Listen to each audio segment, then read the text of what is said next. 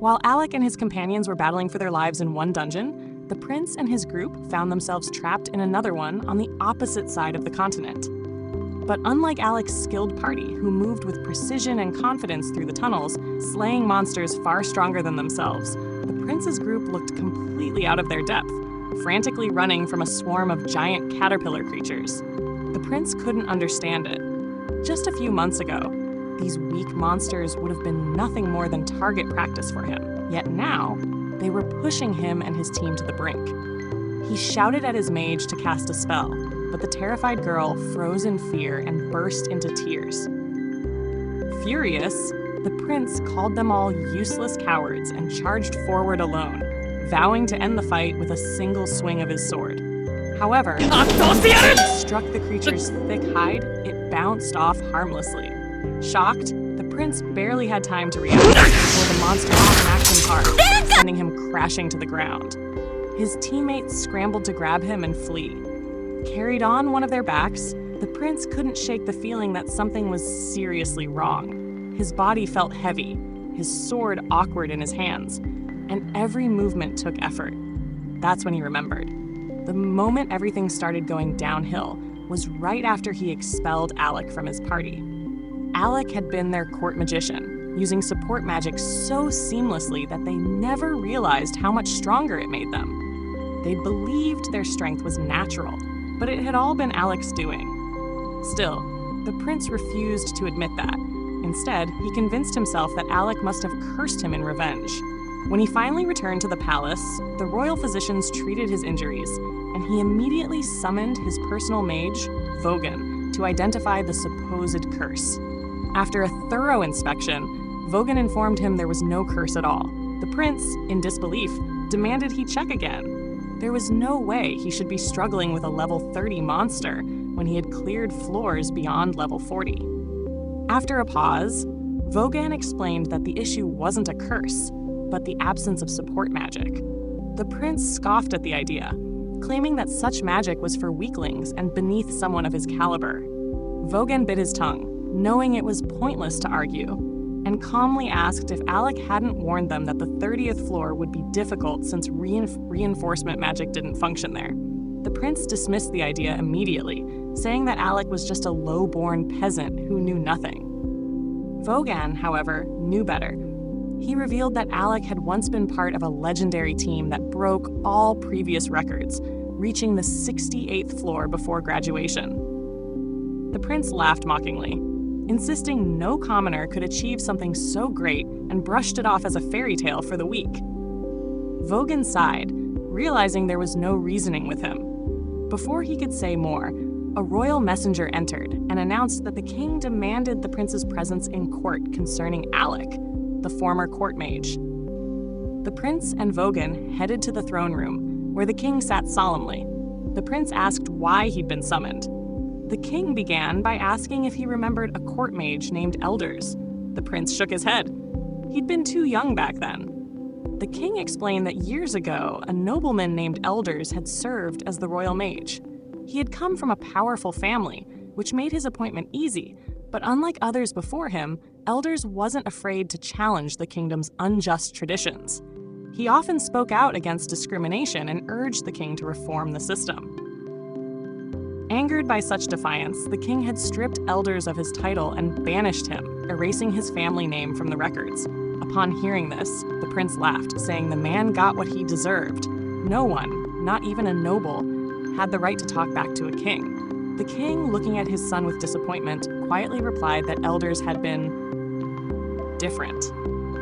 After being stripped of his title, Elders enrolled in the Royal Magic Academy as a regular commoner. Despite starting from nothing, he quickly rose to the top of his class, graduating as the Academy's valedictorian. His remarkable talent earned him the position of court mage once again, but this time, not through noble connections, but purely on merit.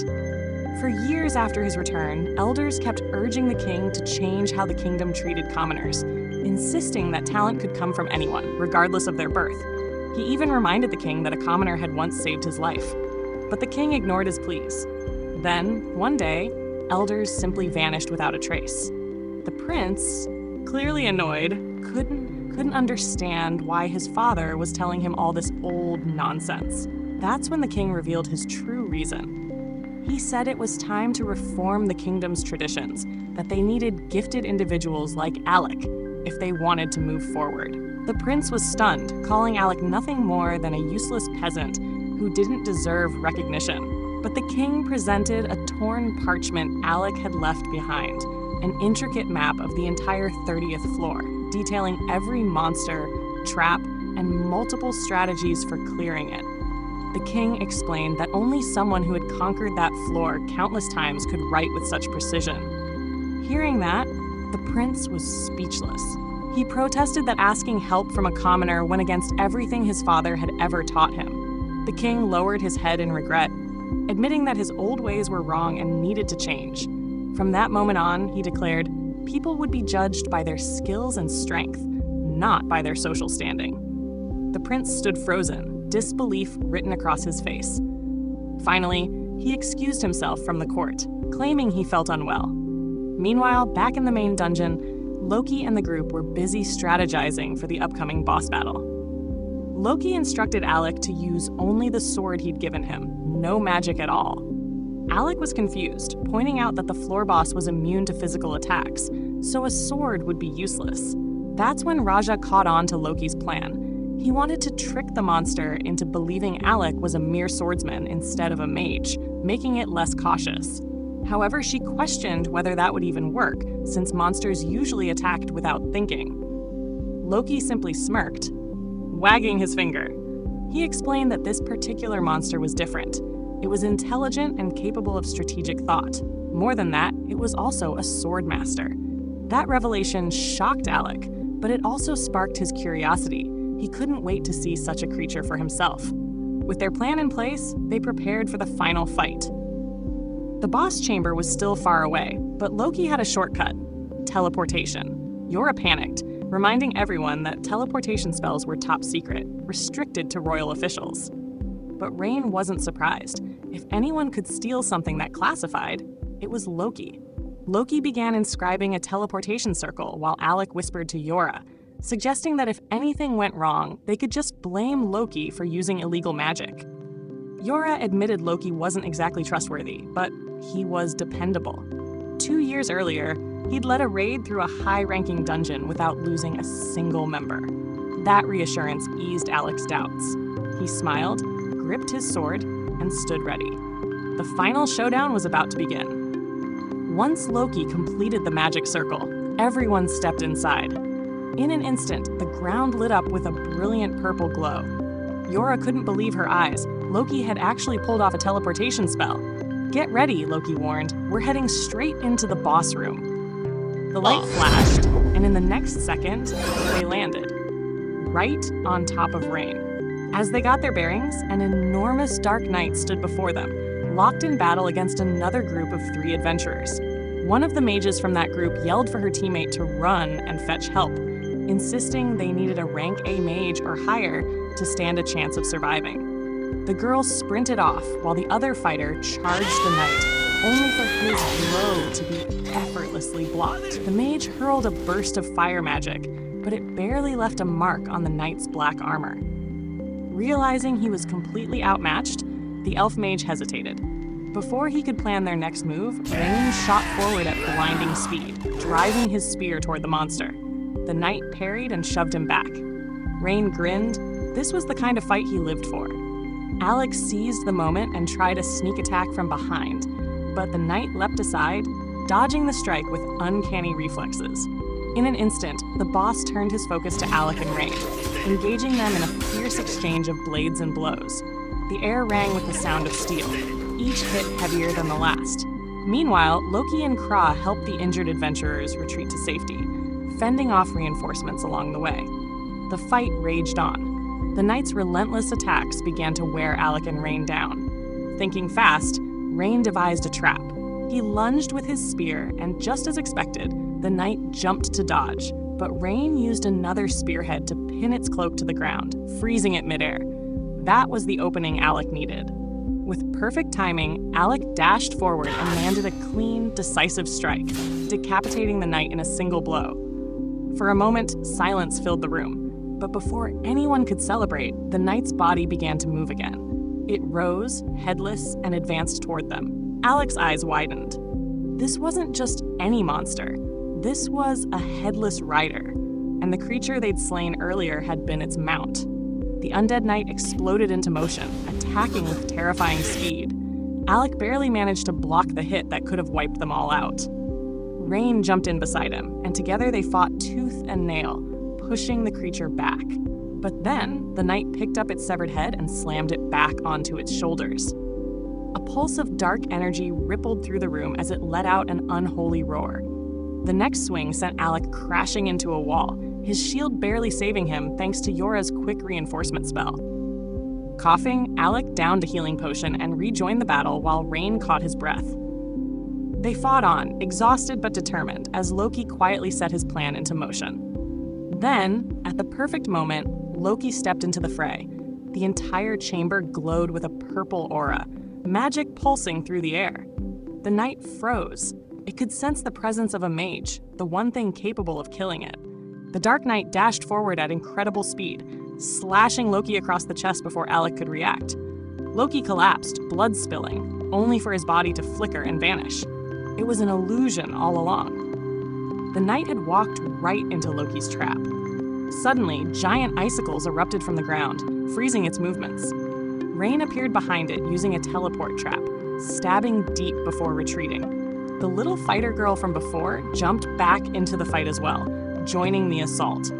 The knight, enraged, broke free and scaled the wall like a beast, aiming straight for Kriya. But Loki wasn't about to let that happen. He intercepted the attack, blocking it with a glowing magic blade. Yora cast a reinforcement spell, summoning chains of light that wrapped around the knight, restraining it completely. Though Loki wasn't much of a frontline fighter, he held out long enough for the spell to take effect. Exhausted, he collapsed to the ground, breathing heavily. Looking toward Alec with a faint smile, Loki whispered, "Now, end this, with your magic." And just like that, the screen fades to black. Remember to hit like, subscribe, and stay tuned for the next part. As Alec prepares to unleash his finishing move, Loki notices that he's forming even more magic circles than he did in the dragon battle. The strain is clearly overwhelming. Alec almost collapses, but forces himself to stand and complete the spell. His entire body begins to radiate with energy as additional formations illuminate the night sky. A moment later, Alec fires off a massive thunderbolt, causing the monster to roar in agony. But the Dark Knight tears through its restraints, desperate to break free. Alec tries to pour in more power, but his body has reached its limit. Loki realizes that Alec has already cast his strongest spell twice today. It's a miracle he's even still standing. As Alec struggles to maintain control, memories flash through his mind. Regulus's cruel words when he was dismissed, followed by the warmth and acceptance of his new party. Refusing to disappoint them, Alec grips his wand and steps forward. With determination burning in his eyes, he chants Vajra, a spell that merges all of his thunder formations into a colossal lightning dragon. The others watch in disbelief as the armored beast bursts free from Yora's seal and charges. Alec unleashes the dragon, which slams into the monster, tearing it apart and reducing its body to fragments. With the boss defeated at last, Alec collapses, exhausted but relieved. He knows his friends have his back. Yora reminds him that they're a team here to share the journey together. Ornest comments that the old Alec has returned, while Kra says he can still get even stronger. Then, Ornest brings up their earlier bet. Whoever collapses first loses. Alec, annoyed, accuses him of cheating. Laughing, Ornest decides to give him a lighter punishment. Alec must promise never to hide anything from them again, and rely on his team instead of carrying everything alone. Alec tears up at the sincerity, but tries to play it off with a joke. As the team celebrates, Rule and Marbell approach. Rule thanks Alec for saving his squad, but before he can finish, Marbell suddenly kisses Alec on the cheek, much to Yora's irritation, and invites him to join her party in future dungeon expeditions. Yora firmly points out that Alec is already part of their team. Meanwhile, Loki tries to thank them for saving him, only for Ornest and Kra to start pushing him around for compensation. Under pressure, Loki finally agrees and assumes they want a recommendation letter. Rule explains that to reach S rank, a party needs letters of endorsement from other high-ranked adventurers and approval from the guild master. Loki says he'll take care of the recommendation, only for the group to suggest that maybe Rule should handle it instead. Loki asks if everyone hates him, and the entire party nods in unison. After things settle down, Alec walks over to the Fallen Knight's remains and retrieves its monster core. With the job done, Rule's team says their farewells. Both parties leave the dungeon in high spirits, proud of a hard-earned victory. After returning to the guild, Alec receives his payment from the receptionist, who compliments his outstanding performance. As he leaves, he runs into the guild master, who informs him that someone from Galana is waiting to see him. The visitor turns out to be Vaughan. Without wasting time, Vaughan asks if Alec intended to let the prince die by hiding his true strength from him. Alec fires back that the prince never listened to him anyway, which leaves Vaughan speechless. Alec then asks if the prince has a new court mage. Vaughan laughs, explaining that after being thoroughly humbled on the 30th floor of a dungeon, the prince was forced to rethink some things. Vaughan had originally been hired to protect and train him, but eventually got fed up with the boy's arrogant attitude. Realizing the prince must also be nearby, Alec asks where he is. Vaughan says the prince is currently in the guild's underground arena, mostly because he's trying to avoid him. Alec asks to be taken there, since he still has unfinished business with Regulus.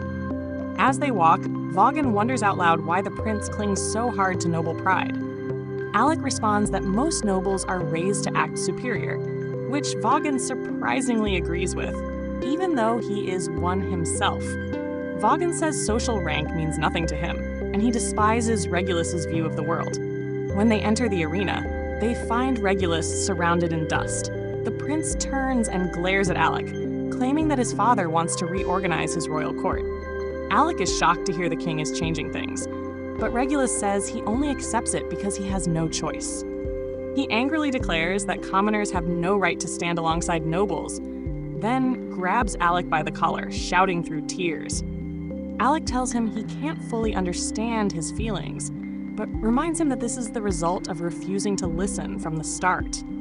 If Regulus had listened, he wouldn't have suffered that humiliation in the dungeon. But Regulus's pride won't let him accept responsibility. The prince places a hand on his chest, summoning glowing twin swords. Ancient artifacts. Alec notices the weapon change, and Regulus reminds him that Alec was the one who advised him to switch to lighter blades because of his young body. Despite that, Regulus rushes forward. Alec evades the attack, causing the prince to fall to the ground. Watching this emotional outburst, Alec asks Vaughan if he encouraged the prince to do this. Vaughan admits that he wanted Regulus to see for himself what a so-called commoner was capable of. Struggling back to his feet, Regulus swings wildly. Alec easily blocks each strike. Vaughan calls out to him, telling him to prove his beliefs about noble superiority, not just shout them. Fueled by frustration, the prince attacks again, but Alec stops him every time. Vaughan adds that he told Regulus that even if he can't prove nobles are superior, taking action to find the truth is the first step to earning respect. Regulus gathers his strength and charges up a powerful technique, hoping to break through Alec's guard. But even this doesn't work. Alec easily redirects the blow. Breathing heavily, Regulus finally realizes what's happening. Alec is reinforcing his body with support magic, the same magic that used to protect him back when they explored dungeons together.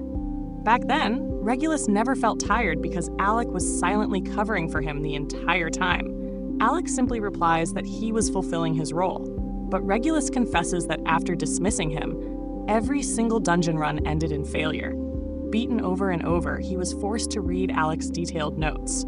Swallowing his pride was painful, but he admits that Alec's planning was flawless, to the point that Alec could predict exactly how Regulus would act in dangerous situations. It infuriated him, because it made him realize just how talented Alec truly was. Even knowing this, Regulus declares that he still wants to defeat him, and demands Alec take him seriously. Alec finally summons his own blade, stating coldly that he can crush Regulus if he wants to. Before the fight resumes, Alec asks whether the king truly intends to change the kingdom. Regulus reveals the truth. The king is testing whether nobles or commoners are more capable, and forcing him into dungeon challenges was part of that experiment. Realizing this, Alec understands why the king had always treated him kindly. All those years weren't wasted after all. Hearing Alec say he's genuinely glad makes Regulus freeze in shock. Alec tightens his grip and prepares to finish the duel. In a flash, he appears in front of Regulus and strikes, knocking the prince's swords from his hands. The dust settles and Regulus is left on the ground, staring upward. Regulus demands to know why Alec didn't hit him. He yells, asking why Alec isn't furious after all the humiliation he endured. His voice cracks, and the prince breaks down crying, saying everything he believed in feels meaningless now. He wonders what he should do. Maybe even that dying would solve everything. With nowhere to turn, he begs Alec for guidance. To Regulus's shock, Alec bursts out laughing. He apologizes, but explains that the situation is just so ridiculous. After all the hatred between them, the prince is suddenly asking him for life advice. Alec admits that he doesn't always know what to do either. Life is unpredictable, and he often relies on others. So instead of asking someone else for direction, Regulus should decide his own path.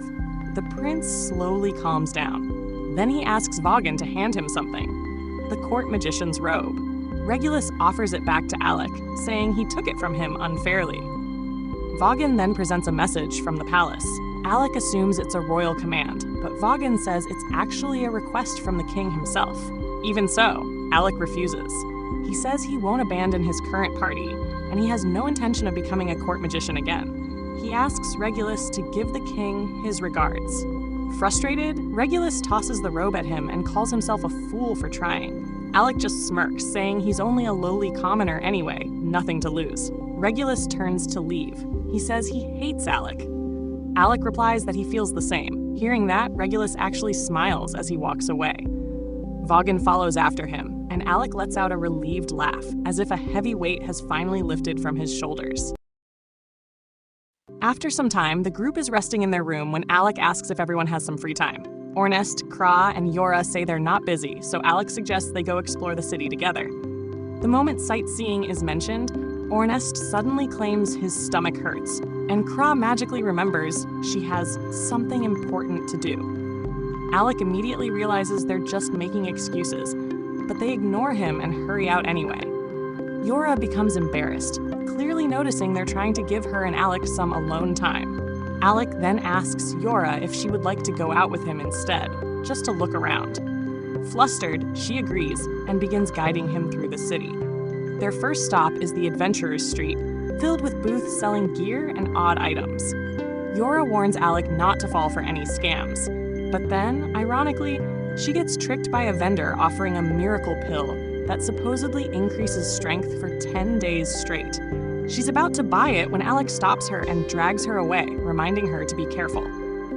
He suggests letting Ornest and Creatia handle shopping for equipment instead, but Yora shudders at the memory of the last time she sent those two to buy supplies.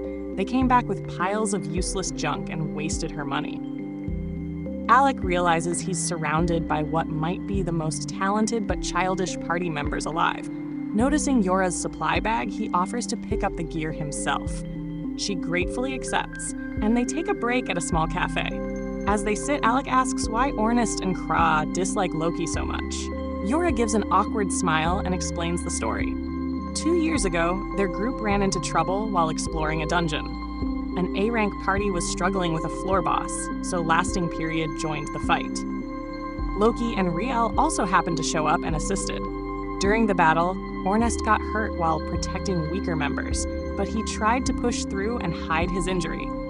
After the boss was defeated, he collapsed on the return trip. While helping him, Loki carried Ornest's spear and assumed it had been destroyed in the fight. Believing it useless, he threw it away. When Ornest woke up and learned this, he was furious since he had always taken special care of his weapon outside of battle. The situation got worse when Loki said Ornest was too attached to something disposable. Ever since then, the two have been on bad terms. Alec finally understands why Ornest resents Loki. He then asks about Kra, and Yora simply says that Kra just finds Loki annoying. They both laugh, amused by how childish their friends can be. After finishing their coffee, Alec and Yora head back out to browse more of the market. While looking through the stalls, Yora notices a rare elven bracelet said to enhance magical power. She clearly loves it, but the price is far beyond what she can afford. Alec steps in and offers to buy it for her. She's stunned that he'd spend so much on her, but he explains that as their leader, anything that makes her stronger benefits the entire group. Touched by his sincerity, Yora accepts the gift with a bright, grateful smile. They spend the rest of the day wandering the city, taking in the sights and attractions. As evening falls, they pause to watch a beautiful sunset. Yora asks Alec if he likes Fizzle City, and he replies that it's far livelier than the imperial capital, Galdana. Hearing the name of the city makes Yora's expression turn serious. She admits something that's been weighing on her. Ever since Alec rejoined the party, she has felt guilty, like she pulled him away from his role as court magician. She asks him directly if he actually wants to stay with them, or if he feels obligated. Alec tells her the truth. While he still has unresolved matters back in Galdana, his priorities changed. Now his goal is to help their party become the strongest in the world. Overcome with emotion, Yora tears up and declares she'll never let him leave them again. Alec laughs, but she jokingly warns that if he tries to quit, she'll send Ornest to drag him back. They both smile, and Yora feels relieved to finally hear what was in his heart. But then Alec turns serious and says he wants to hear her true feelings too. Yora instantly panics, thinking he's about to confess to her. But Alec clarifies. Ornest told him to open up more to the team, and that's why he shared his thoughts. Realizing she completely misunderstood, Yora turns bright red while Alec stands there confused about why she's flustered. The next morning, Alec is resting peacefully when Ornest rips his blankets off. Seeing a book beside Alec, he asks if Alec stayed up reading again. Alec admits he did. It's important to keep learning, but Ornest tells him he needs to sleep properly. Then he tosses Alec's clothes at him and tells him to get ready. Once dressed, the two head outside for their usual morning sword practice. Seeing them go all out so early, Yora sighs and wonders why they never take a break, but the boys ignore her. Alec explains he lost 4 years' worth of combat experience and needs to catch up. During the match, Ornest disarms him and nearly finishes the duel, but Alec counters. The clash breaks Alec's sword. Ornest admits that Alec's reflexes are unbelievably sharp despite his lack of battlefield time. Alec points out Ornest managed to keep up with every strike. They banter, and Ornest challenges him to use his artifact sword for a real match. Before they can do anything stupid, Yora steps in and stops them. Right then, Loki appears and starts teasing them for training so intensely. He offers some of his expert advice, but they all ignore him and walk away to focus on dungeon exploration. Loki calls after them, bragging that they should treat him better. After all, he's the one who got their party promoted to S rank. Everyone freezes in shock. Yora rushes to grab the promotion certificate, but Loki holds it out of reach, saying he'll only hand it over if Ornest apologizes to him. As Loki enjoys watching Ornest suffer, Krista comes up and smacks him on the head for acting like a brat. Krista steps forward and hands Yora the official letter herself, while Riel congratulates Lasting Period for reaching S rank. The moment Yora holds the letter, she jumps with excitement. It feels like she's one step closer to her dream. Krista then reminds Alec that now that their party is S rank, he's allowed to challenge the legendary Arcana dungeon. Alec wonders what makes it so special, so Riel explains that the Arcana floors are far more difficult than the level 64 dungeon they tackled before. Hearing that shocks Alec, so Riel offers to share advice whenever he needs it. Krista adds that they still owe Alec's party for saving their lives, so they're always willing to help. Right then, Loki barges in trying to flirt with Yora and Kreia, but instead of responding, the girls pretend Loki just offered to treat everyone to a big celebration feast. The rest of the guys immediately get hyped. Loki tries to weasel out of paying by claiming he has an emergency team meeting, but Krista exposes him instantly. There are no meetings. So Loki is dragged away to foot the bill. A little later, everyone is at a restaurant enjoying their celebration. Riel starts the toast, and while eating, Alec still can't believe he's now part of an S-rank party. Ornest catches him murmuring to himself and assumes Alec feels unworthy. He gets fired up and tells Alec to stop doubting, but Alec quickly clarifies that he isn't doubting himself. Ornest then loudly declares that this promotion is just the beginning of their journey to become the strongest in the world, and if Alec acts like a loner again, he'll personally beat sense into him. The fiery speech hypes the whole group, and they start ordering even more food. Meanwhile, Loki screams that he's already gone into negative balance. Later that night, Yora starts feeling tired from all the excitement. Kra notices how happy Yora has been lately and figures Alec must be the reason. Just then, the guild receptionist rushes in and calls Kra to help treat an injured adventurer. Kra heals the patient, but notices there are many wounded adventurers around. The receptionist explains that a criminal organization called the Shadow Guild has been attacking adventurers lately. At that moment, Levi arrives carrying another injured adventurer, a girl named Olivia from the S-rank party Nameless. Kra examines her and notices deep wounds and old scars, the kind only hardened fighters carry. As Kra prepares to let her rest, Olivia suddenly wakes up and immediately tries to get up, muttering about a traitor. Kra stops her, telling her that pushing herself now will permanently damage her body. Olivia snaps back that Kra couldn't possibly understand, but her exhaustion overtakes her, and she falls asleep. Gently, Kra cleans her wounds and casts a healing spell. Exhausted from working through the night, Kra falls asleep beside her bed, staying with Olivia until morning. Meanwhile, Alec is studying a book about the Arcana dungeon. A young boy approaches and interrupts him, and strangely, the boy already knows his name. The boy tells Alec to buy him ice cream first. After treating him, Alec watches the kid eat through almost the entire shop's supply. Finally, the boy introduces himself as Leorg, a member of the S-rank party Nameless. He explains that he wanted to talk to Alec because he's curious about his recent growth. When Alec asks what he thinks, Leorg smiles and says, Alec is the perfect replacement. Alec is confused, but before he can ask anything else, Leorg cheerfully invites him to join their party on their next expedition into the Labyrinth dungeon.